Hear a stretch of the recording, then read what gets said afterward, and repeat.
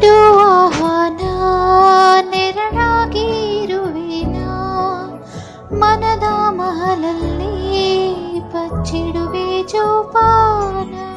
ನಿನ್ನೊಂದಿಗೆ ನಾನು ಬರುವೆ, ಎದುರಾಗಿ ಬಂದರು ಜಗವೇ. ನೂರಾರು ಪ್ರಶ್ನೆಗಳಿಗೆ ನೀ ನನ್ನ ಉತ್ತರ